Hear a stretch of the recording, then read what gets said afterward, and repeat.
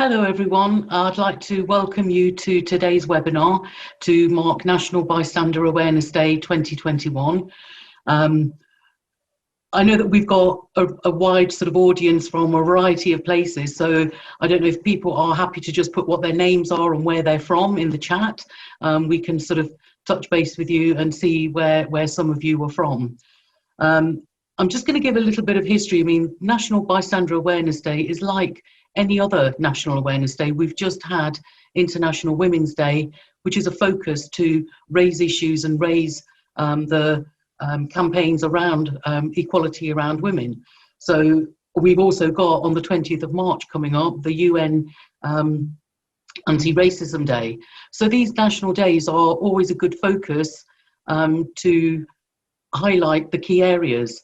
Okay, I'm noticing we've got some people from Nottingham. Nigel, hello, from Walsall. Michael from Victim Support. Olivia from Sandwell. Shreya, welcome. I'm not going to go through everybody, but thank you very much for everybody that joining us. So we've got Karen from Groundwork at the Nottingham City team.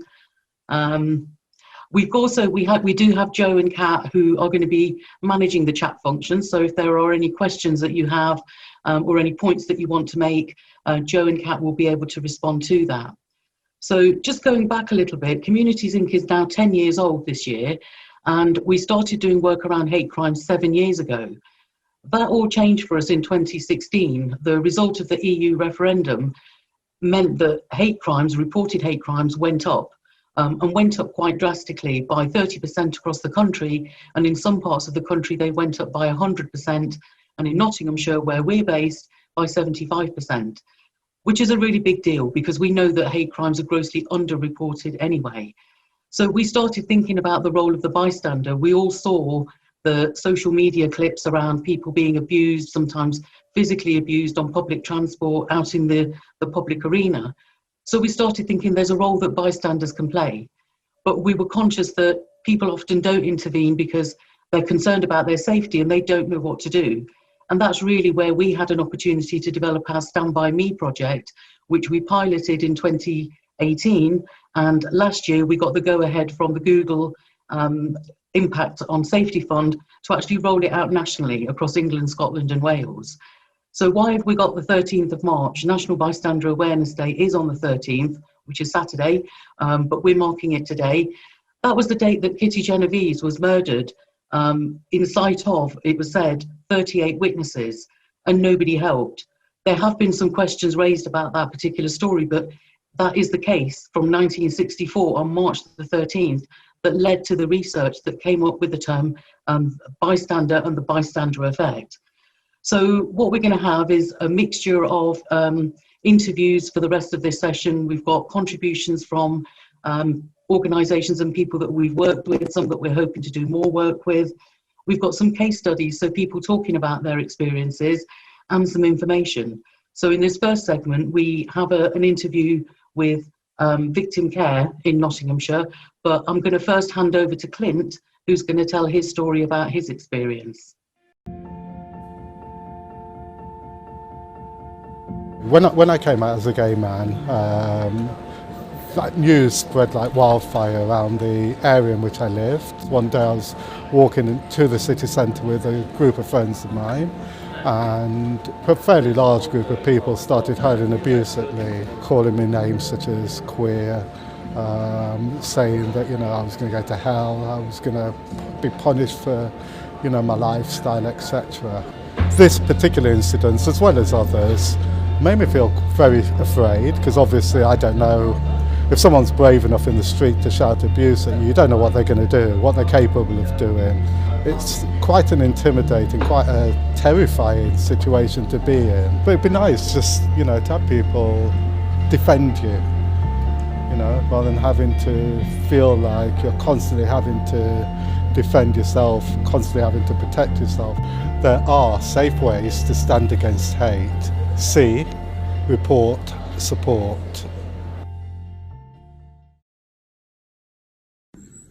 Hi, I'm Paddy Tipping. I'm the Police and Crime Commissioner for Nottinghamshire and also Chair of the Association of Police and Crime Commissioners. I've worked with Communities Inc. for many years.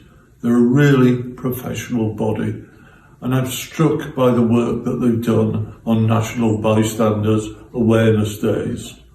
All of us have got a responsibility. We need to treat people with respect. If you see an incident, don't walk away. Watch it carefully. Report it if necessary, but most importantly, support the victim.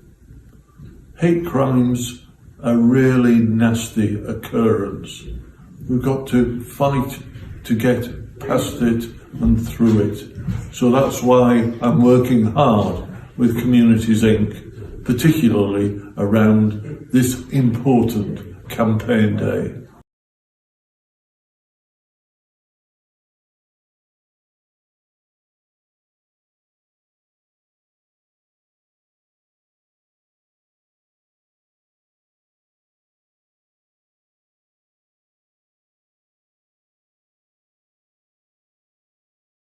Good to have you here, Michael.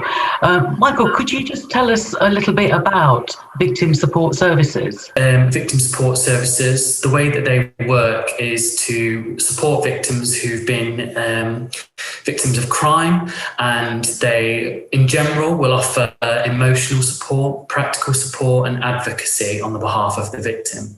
We offer restorative justice, which is bringing together the perpetrator and the victim within a crime to discuss the impacts on the victim. So that's something else we also offer with Nottinghamshire Victim Care. What's the impact that you see on people that you provide services to that are affected by hate?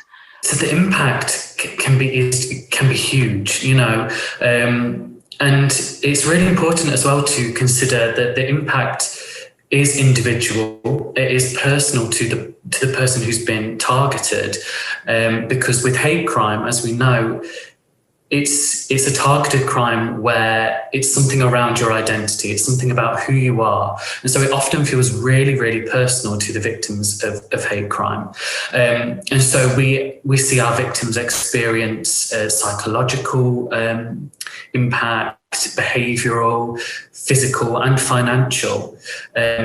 In terms of the psychological impact, that can be anywhere from, you know, stress, anxiety, depression, not being able to sleep, people feeling that they can't go outside, you know, people wanting to stay at home, not feeling safe in places they used to feel safe and used to go to. And so that also, the physical impact on victims of hate crime can be huge as well, because people may have experienced a physical, violent crime as part of that hate crime. So that can leave long-lasting effects on people.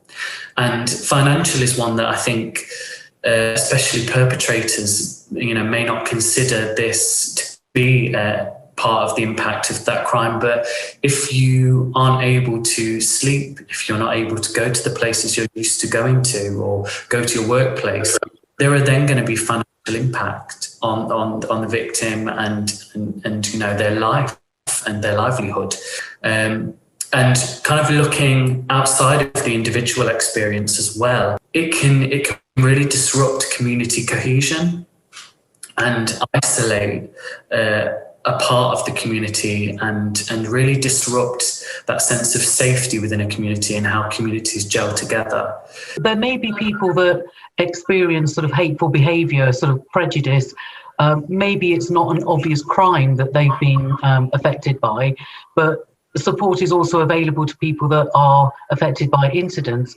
What would you say if somebody's out there thinking, well, something's happened to me, it was unpleasant, it was distressing, it has affected me, but it's not an obvious criminal offence. What would you say to them in terms of being able to access your services? People can still access our service. It can be difficult, like you say, with a hate incident and the difference between a hate incident and a hate crime. A hate incident is something which takes place which is perceived by the victim to have come from a place of hostility, a place of hate, and a place of harassment. And Sometimes that doesn't always involve a crime, like an obvious crime, like you say, but a hate incident can still be reported to us as Nottinghamshire Victim Care. People can still receive support from us. And I think a really important message is that people don't need to have reported their crime to the police in order to access our support around emotional needs that you may have. We can offer practical support, and like I said earlier, we can offer that advocacy on the behalf of the victim. A really important part of our work as Nottinghamshire Victim Care is that we offer victims of crime space to talk. And that is so important, because allowing people that space to consider how they've been affected and then talk about it and have those conversations is so important in that journey of recovery and empowerment. So, Michael, could you just tell us about a case that your organisation has dealt with recently? So we received a referral from someone who had been experiencing hate incidences for a period of a couple of years from her neighbours, and that was based on her religion. So she was experiencing verbal abuse, harassment very regularly from neighbours on both sides of where she'd moved to, and that was solely based on her religion being different to theirs. Now, she had reported it previously, but not been able to follow it up. She felt very isolated. She was a single parent with 4 children, and she was just feeling extremely kind of worn down by this experience, extremely alone. She was referred to our service, and we were able to give emotional support. So that time, like I said previously, that time to talk about the effects on her and on her life, the opportunity for her to get some resources from us and have those conversations around mental health. Our caseworkers then also provided practical support with getting her case reported again to the hate crime officer within the police, and ensuring that there was support there with seeing that case through, and really ensuring that the police were really involved in this case. And we could provide some advocacy as well, and support her with understanding how to contact the housing service in order to secure a move. And, you know, once all that support had gone in place, there was an incredible outcome. You know, she felt so much more supported. She felt so much happier within herself, and like she had someone to talk to, a place to go, a place to receive support. One of the neighbours, who was one of the perpetrators, moved out because the case had been reported, and you know, those processes had been supported by our caseworkers. So that is just kind of an example of how much our caseworkers here at Nottinghamshire Victim Care can do, and the kind of support that we can offer, really. Okay, Michael, thank you very much for joining us and sharing the experience of what your organisation does. And as we said earlier, you know, there are victim support services in most parts of the country. There is a national helpline that will flag up to viewers as well. So thank you very much. Yeah, thank you for having me.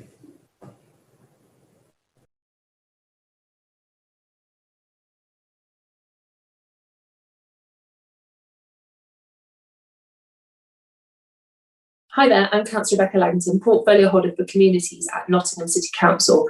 Just recording a quick message for Bystander Awareness Day. I'm really pleased that we can mark this virtually this year. Bystander Awareness Day was the last event that I was part of in person before COVID, and we've been supporting this as Nottingham City Council since Communities Inc. introduced it in 2019. Bystander Awareness Day supports bystanders to safely report hate crime. Supporting victims is a central theme in our hate crime strategy. We know that victims can be doubly traumatised when no one steps in. Bystander awareness helps us to be on the side of the victim rather than the perpetrator. Communities Inc.'s work on bystander awareness is really innovative, and it's another example of how Nottingham is leading the way on this agenda. So thank you to Communities Inc. for continuing to lead this agenda. And we commit ourselves to standing with victims and saying that Nottingham is no place for hate today and every day. Thank you. Hi, my name is Sabrina Richards. I work for Walsall Healthcare NHS Trust, and I first came into contact with Communities Inc. as they did some training for a couple of members of our organisation, and it was hate crime awareness training, and the staff were raving about how great the training was. I think it's really important to raise awareness about National Bystander Awareness Day, because we really need to sort of call out racist, incidents and any type of behaviours that are geared towards hatred of others because of their protected characteristic. And I feel that, National Bystander Awareness Day will, help to sort of raise awareness about the issues, and the training will give people the sort of the confidence and the skills, and it will empower people to kind of take appropriate action if they see uncivil or racist or hate incidents in their place of work or in society.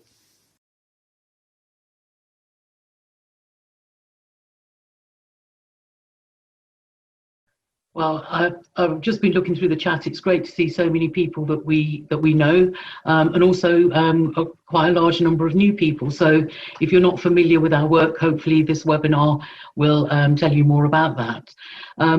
This is the third year, as I said, that we've marked National Bystander Awareness Day. Last year, we engaged with two local writers, Shreya and Bridie, and we're going to start off the next section with two poems that they put together for us. We've also got interviews with Waltham Forest Council, who we're working with at the moment quite closely, and also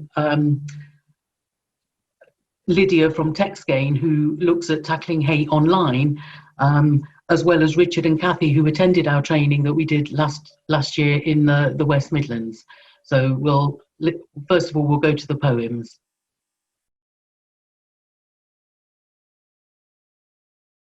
No man is a Snainton Island, with thanks to John Donne for inspiration and a couple of lines. No man is an island. Sitting in the tram, watching Nottingham go by, my eyes are drawn to a group of lads. 3 men, beer in hand, burqa in their crossfire. Allah-Babkar, Ababkar, Allahu Akbar. One veiled woman, an island, stands up to the veiled threats, stands up for her lot, holding the other at bay. The other is not west, she is not east. It is humanity versus hate. With growing alarm I watch and hover, held back by indecision, casting around for the courage to confront. Where is the button that switches on pluck?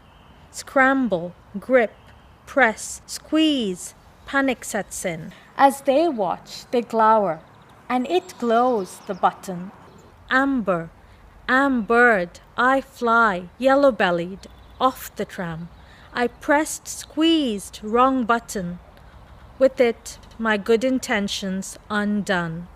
I am involved in mankind, flowing with mankind, down forest fields to the tram stop. This time, when it happens, my wits are about me. A clutch of lads, beer in hand, ball gown in their crossfire. Scoffing, effing, blinding, as they close in, the last I fear, for the boy in the ball gown. Standing up straight, unafraid, an island.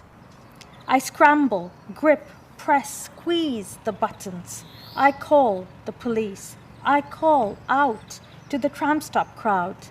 They run to the ballroom boy, swaying now, not to music, but exhaustion. Held up by a kind stranger, an island no longer. As the bad lads run, green to the gills, the light goes green, the tram rolls up, green and white, with white, brown, black inside, rainbow people too. I scramble, press, squeeze into that crowd, because I am involved in mankind. No island will I be evermore.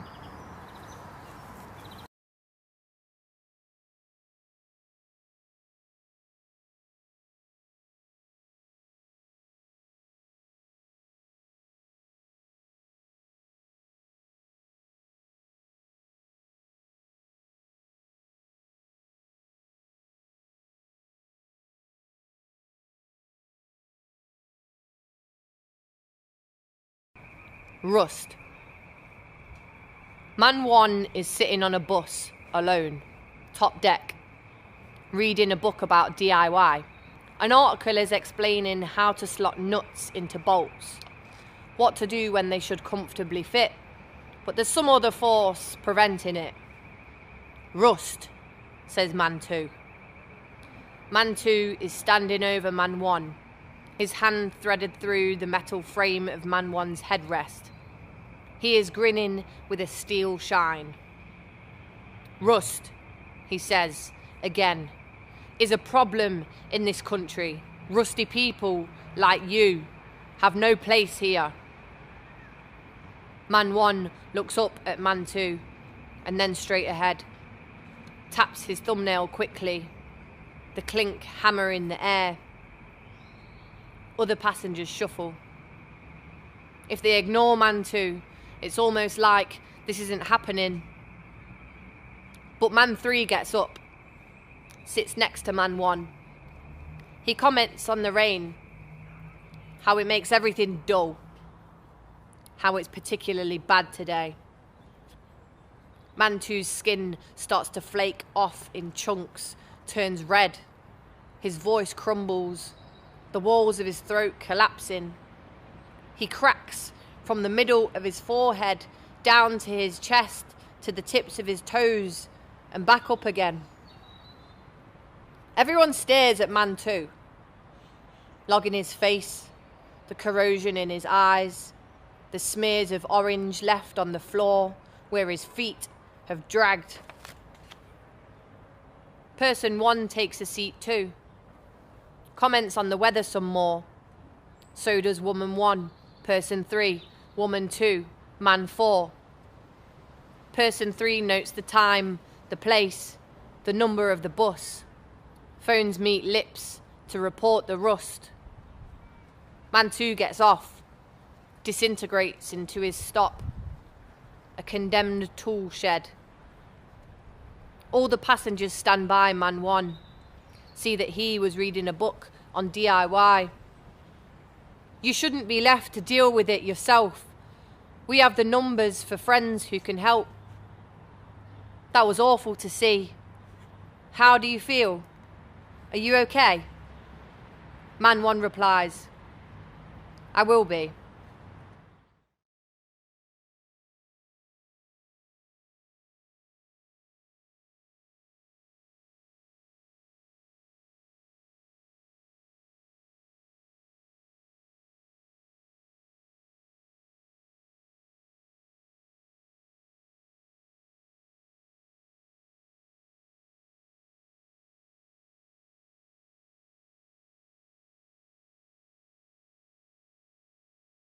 Good to have you here, Alistair. So I know that Waltham Forest Council at the beginning of last year embarked on a citizens' assembly looking at hate. Can you tell us a bit more about that? In Waltham Forest, over the course of the last 2 or 3 years, not unlike in other parts of London and other parts of the country, there's been a rise in hate crime, variety of types of hate crime, and there's been increasing concern about that amongst particularly the groups that are more likely to bear the brunt. They're feeling significantly more vulnerable for a whole variety of reasons. And our view as the council and as partners, talking about this with other partners, was that in order to make substantial and sustainable shifts in hate crime, because we've been here before where hate crime has risen, we've done something and then the impact hasn't been sustained. We realized that what we really needed to do was involve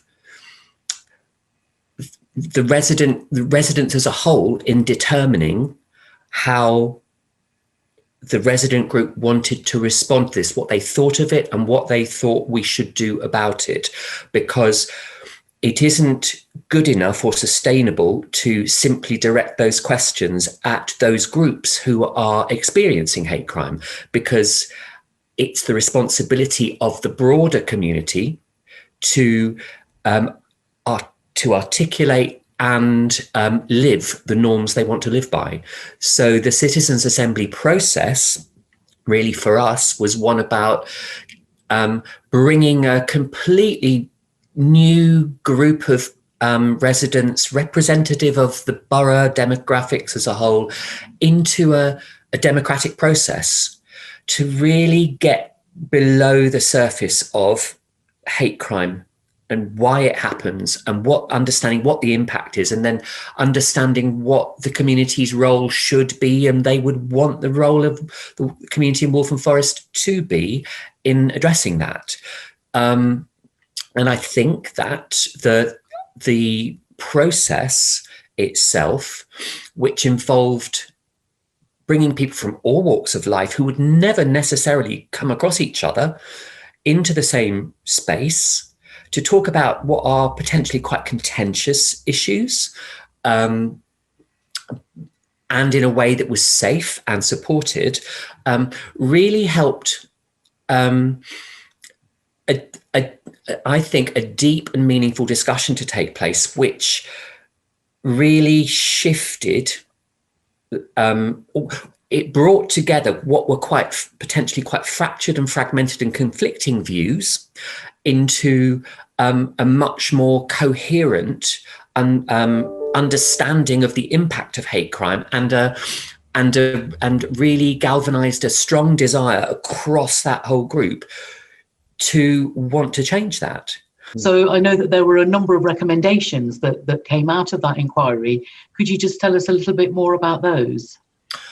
Sure. So there were some very sort of perhaps more straightforward recommendations, which involved wanting people who experience hate crime to be able to report it more easily than they currently can.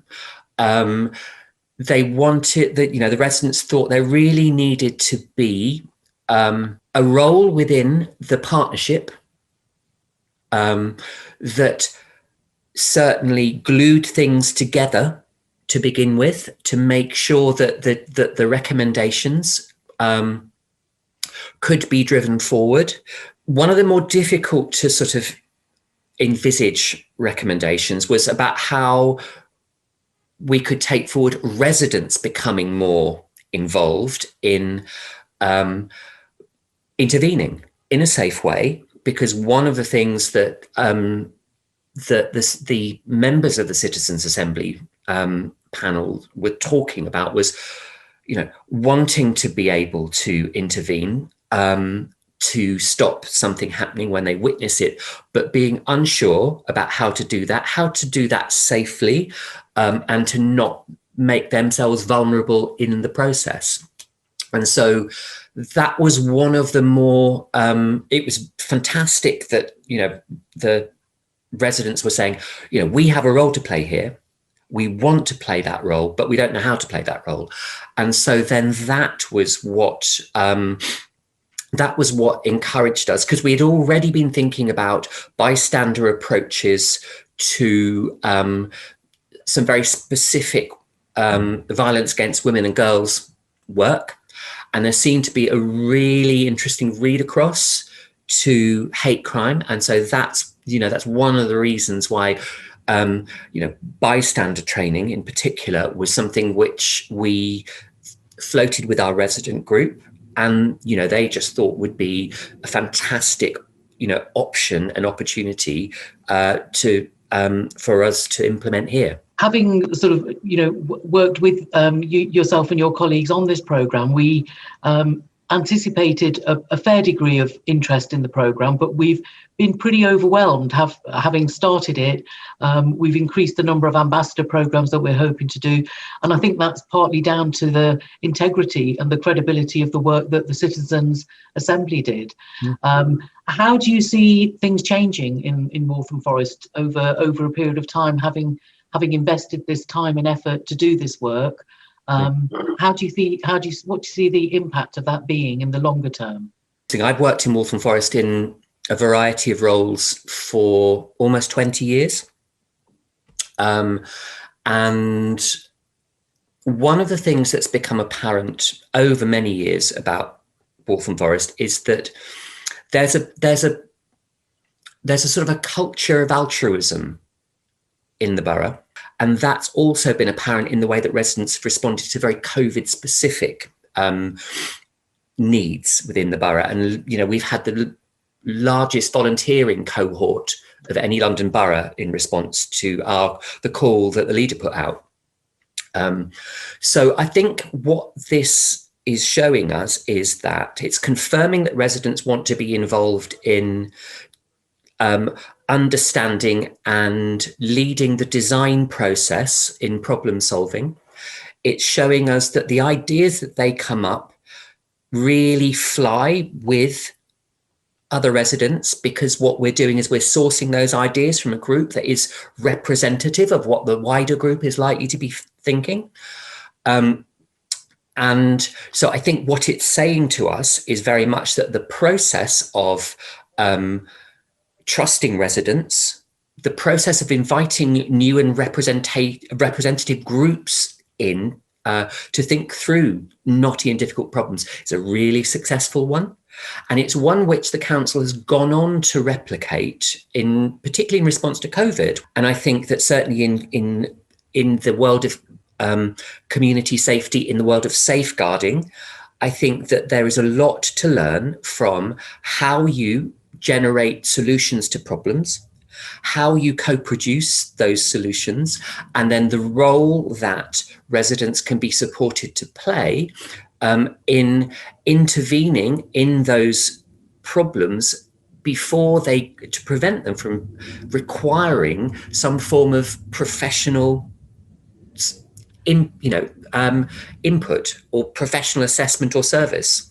Yeah, no, that's great. And I think that bottom-up approach can sometimes, not only show solidarity to people that are affected by hate, but enables everybody to play a role in their community. So if we want safer communities, we all have to take some responsibility. Yeah. And I think it's been a really good model to listening to people and following on from what their interests are. And the first step to showing solidarity and being an ally is having that intention, wanting to help other people. And I know that you're hoping that, the rest of this programme will go some way towards contributing to build some of those skills and knowledge and confidence so that people are more able to intervene. And as you say, before things escalate to more serious levels or to criminal offences or to worse behaviour. But thank you very much for joining us, Alistair, and telling us about the programme. And we look forward to continue working with you. You're very welcome.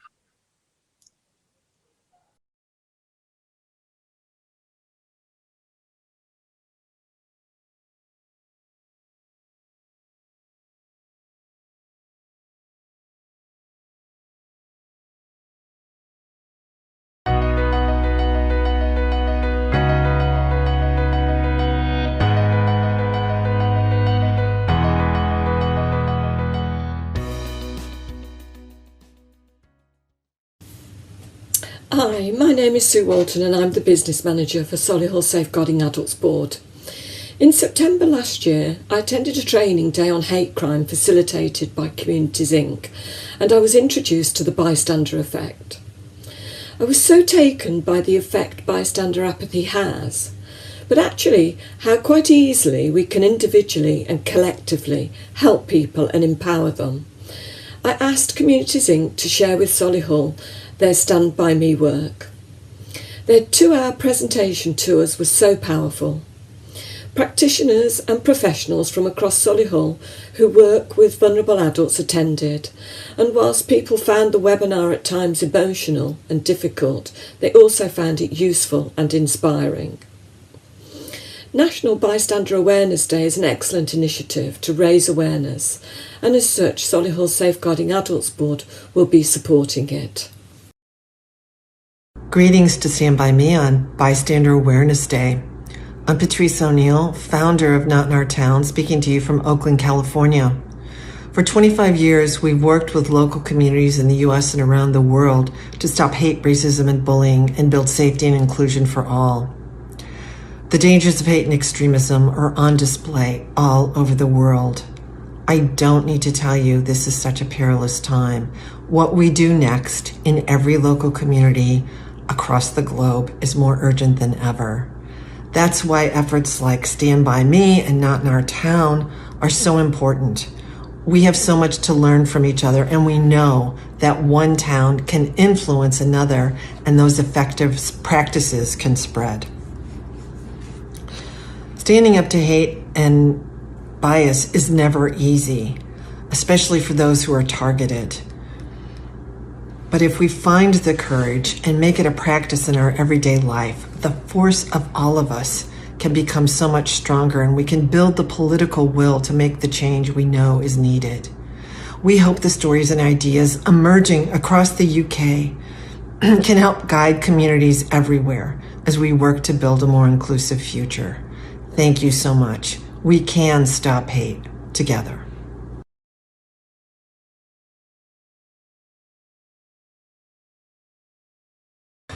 Anti-Asian hate crimes are up 21% in the UK. In Nottinghamshire alone, there have been reported 46% increase. Hate crime is happening all over the world, and towards Asian, it's achieving sky-high levels. At the beginning of the coronavirus pandemic, I have experienced racism in many types of form. A lot of people would come up to me and say, coronavirus. There were many people outside university that would say to me, I'm the reason for the coronavirus, and they would tell me to go back to my own country. I was scared, I didn't know what to do. And every day I went out, I felt anxious because I wore a mask. My own father told me, don't wear a mask because you'll get beat up. He was scared of going out. Coronavirus-related racism happened everywhere, even within the university. In the university, we had students call me coronavirus. They would laugh at me. And even some cases, some people would move away from me and say, he has a coronavirus. It wasn't just me that experienced racism. A lot of other people, my friends, would also be victims of hate incidents and hate crime. In some cases, my friend was spat on because she was Chinese. In another case, my 2 Thai friends were aggressively verbally abused. There were many other cases like that, and it happened very frequently in Nottingham. Not knowing how to help my own community, I found Communities Inc. Communities Inc. is a social enterprise that helps tackle hate crime. They spread awareness through social media, and they also give information on how to report hate crime and hate incidents. Since working for Communities Inc., I have been distributing flyers, leaflets towards different restaurants, takeaways, nail salons in different languages: Vietnamese, Mandarin, and Cantonese. I would inform the takeaways about how to report hate crime if they've ever engaged in one. One particular takeaway said to me he was receiving a lot of racism from students. Also, at Communities Inc., I would help spread awareness through social media, letting my friends and family know and other people know about the importance of hate crime and how to report it. I've also raised awareness for National Hate Crime Awareness Week and let the public know about the importance of how to report hate crime. Communities Inc. is a great place to be, and I'm so happy to be part of this adventure to ending hate crime.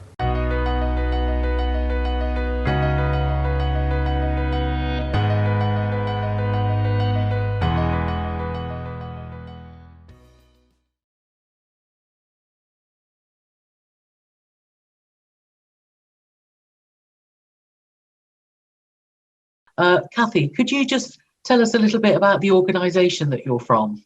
Yeah, Solihull Action Through Advocacy is a private organisation that helps people from all walks of life. They're very helpful. They help it. They don't turn anybody away from their organisation, and they're there for everybody. Because when I was at my weakest point, Sat Out was there for me when I was in a dark place, and I owe a lot to Sat Out for it.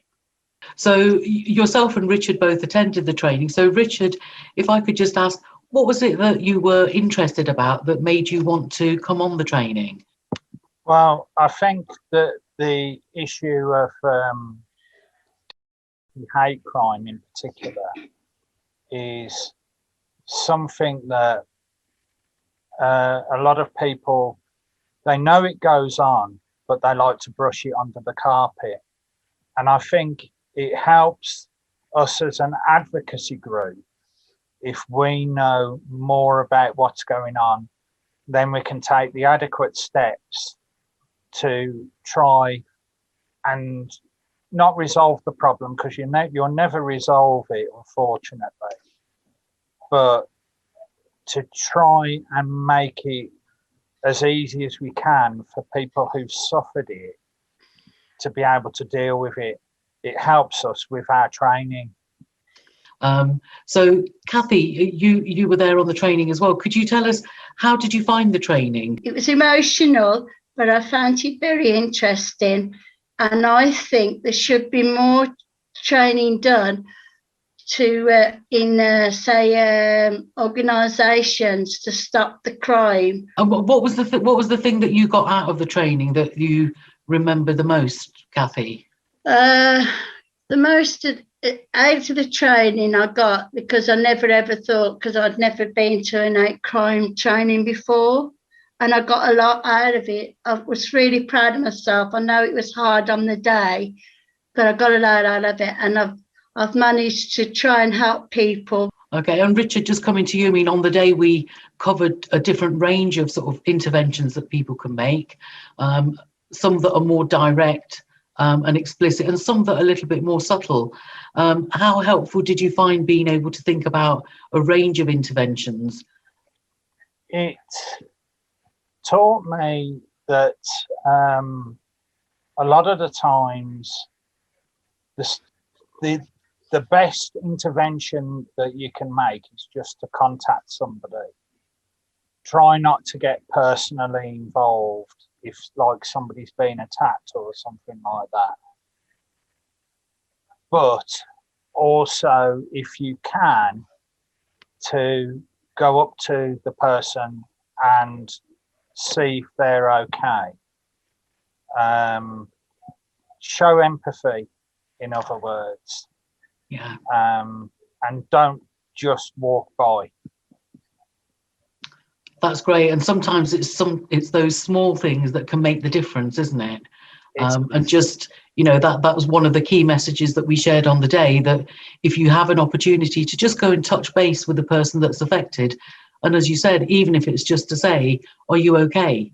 Because that lets that person know that you care, that you're concerned, that you don't agree with what's happened to them, that it was wrong. So yeah, even those small steps are really important. So Kathy, if I can come back to you, how have you found things different since the training? Have you found yourself doing different things than you maybe would have done before? I got a job as a link worker now with people with learning disabilities, and I try to help people and that, but I feel sorry, you know, when they did the slides at the training, that brought it home to me, because people shouldn't criticise people that are disabled or anything like that. And it really, that really upset me, really, when that photograph of the man was pushed out of his wheelchair. That really upset me. Yeah. But there should be more training in these situations, you know, and people should understand, and the police should be more appropriate with people, even if they have got a disability or a mental health, because people with mental health, they're not being recognised at all. I'm really glad that you found the training useful, and really it's about getting that message out that we don't have to always do what we've always done, that there are small things that we can do. Yeah. So are there any final comments before we finish, Richard, that you'd like to make about maybe sort of why it would be important for people to attend this sort of training and find out more about how they can respond? I think, but when I went to the training, there were certain things that were brought up that I hadn't thought about. And that made the training interesting. It meant that I engaged, and it meant that I learned a lot more things that are useful for my job. I think this training is essential, and I think that there's a lot to be learned from it. Some of it, you know, it may occur to you as common sense, but some of the times you don't always think of the obvious, you know, and you don't always think it's there. And when it's brought out to you, you think, wow, yeah, I hadn't thought of that. You know, it is shocking how underreported disability hate crime is, right? And something has to be done to encourage people to report it more and to bring attention to it, to the communities and the public in general. So I'm just going to go to Kathy for the last word. Kathy, is there anything you want to say about, you know, if people witness, specifically people with disabilities or learning difficulties experiencing hate or hostility, why would you say it's important that people actually do something and not walk on by? Because they're just as normal as us. I know they've got a disability, but they should be recognised, and people should have empathy for them and not just do the damage that they are, because physically and mentally it can affect them in a lot of ways. Thank you very much, Kathy and Richard, for helping to raise the awareness around disability hate crime and the impact that it has. And thank you very much for attending the training. We look forward to sort of continuing working with you both. Thank you very much.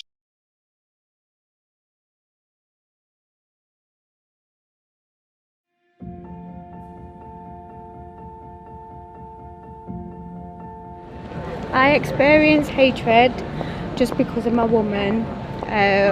Walking down the street, minding my own business, I got called a slag by strange men, and because I ignored them, they started chucking stones at me. It made me feel upset, hurt, and I didn't want to come out of the house for about 4 or 5 weeks. If somebody had seen that, I just wanted them to come and see if I was all right. There are safe ways to stand against hate. See, report, support.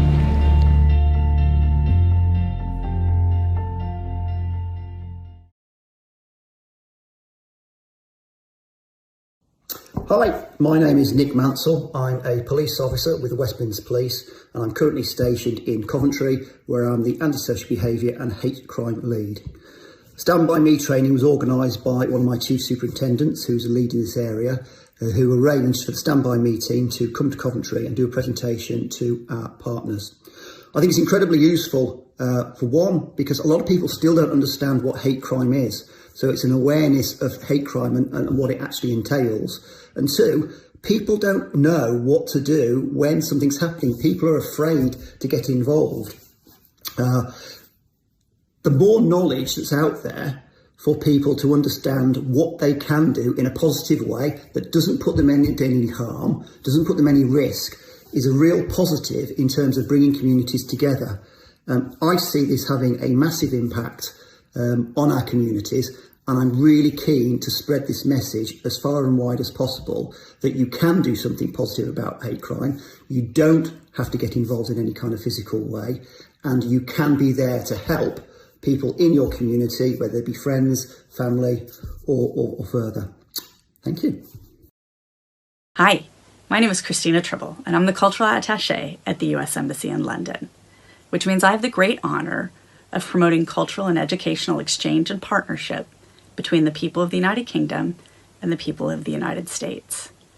It's my goal to create a global community of artists and activists and community members engaged in issues that we all care about and that benefit our communities. And that's why I'm so pleased to partner with Communities, Inc. and the Stand By Me program. The values in the Stand By Me program are the values that my family and I embrace wholeheartedly. The idea that if someone's being hurt, mistreated, or abused, it is important that we step up and take action. It is all of our responsibilities to create the communities that we want to live in, where everyone can thrive and contribute. We stand by you.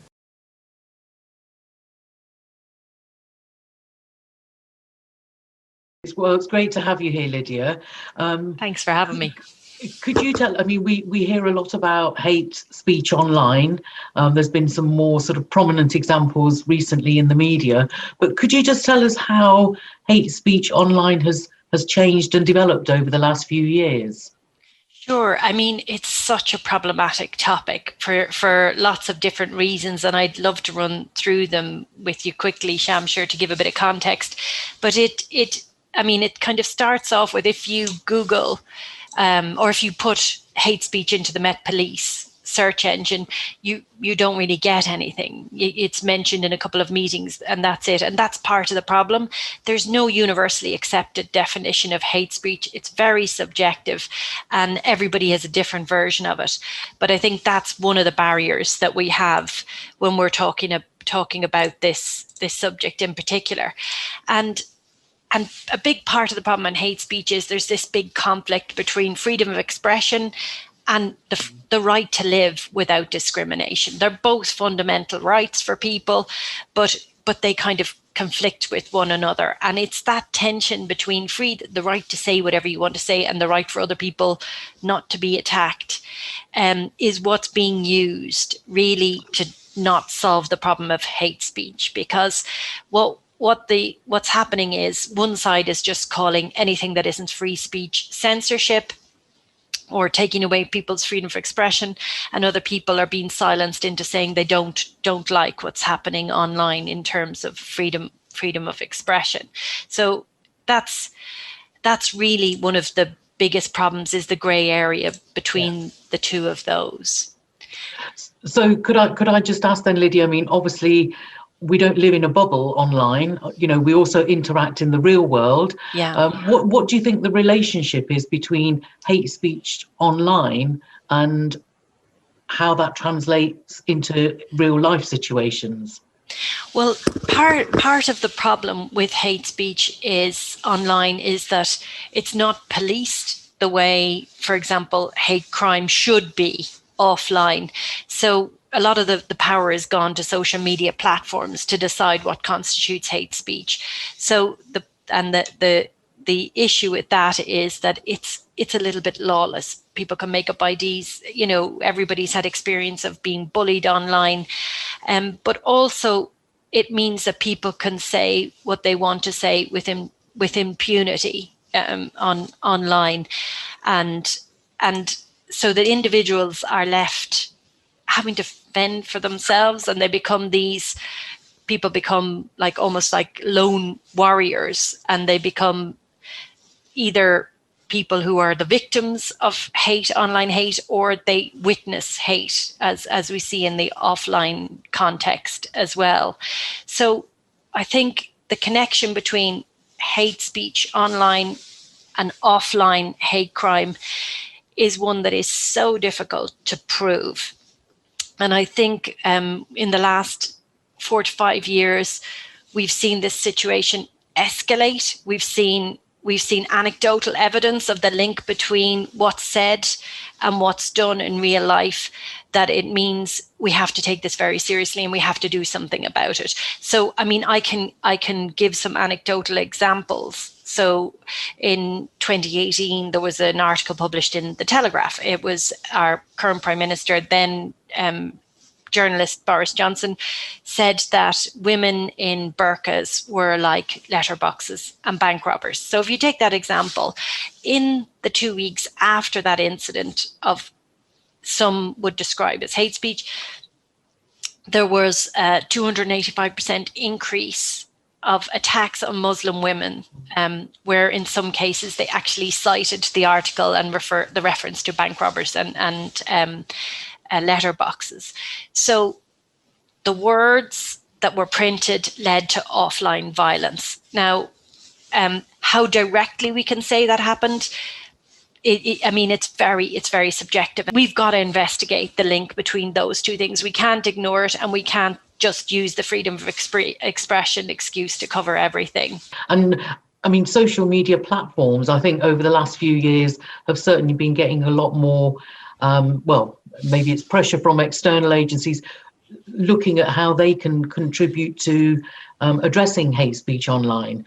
But you're involved in a project, and it would be really good to hear more about sort of what work you're doing to tackle hate speech online.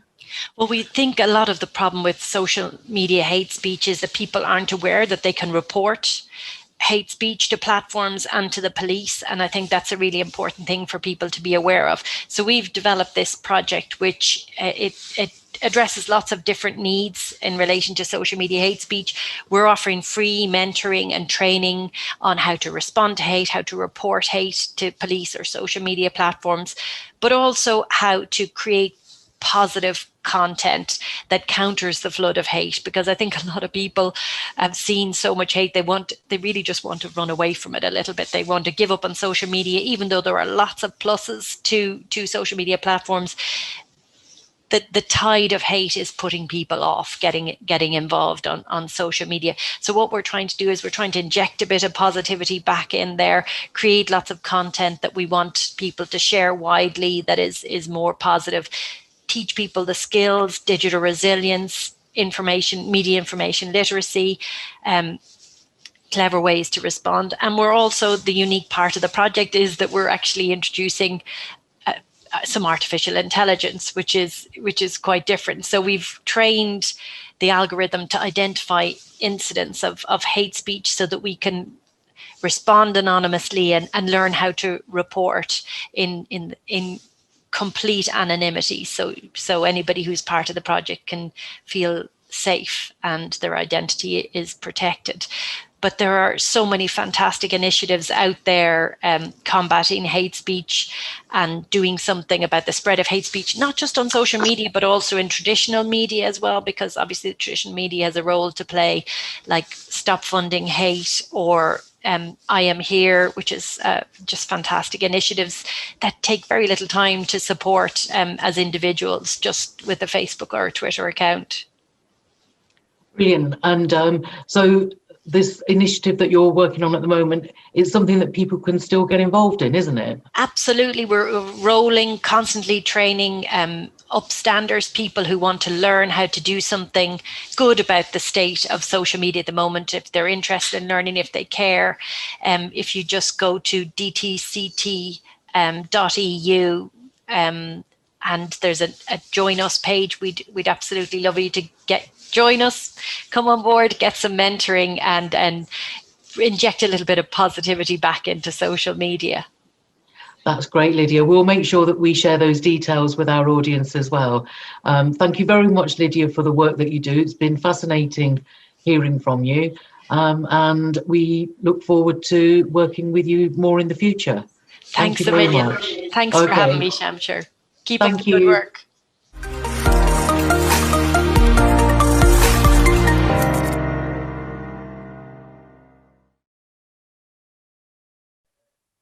So I hope you've found the webinar useful and interesting. And just in the last minute that we've got, I just want to say some thanks. First of all, thank you for joining us this evening. And thank you for all the contributors, the people that interviewed, the people that also sent their messages as well. In particular, I want to thank the Open Society Foundation, which gave us the support in 2017 to start exploring bystander interventions and how we can include that in our work. And then Google.org that supported us in 2018 and 2020 to actually make Stand By Me happen and bring that to a wider audience. I'd like to invite you to go to the website. There's a pledge there that you can sign. If you want to watch this event again, or if there are colleagues and friends that you know wanted to see it but couldn't make it, it will be available on our website after the weekend. So I'll just put that link up again. I know Kat's put it up a few times. And, you know, thank you very much for all your help and support. And, you know, we look forward to continuing to work with everybody. So thank you very much. Enjoy the rest of your evening.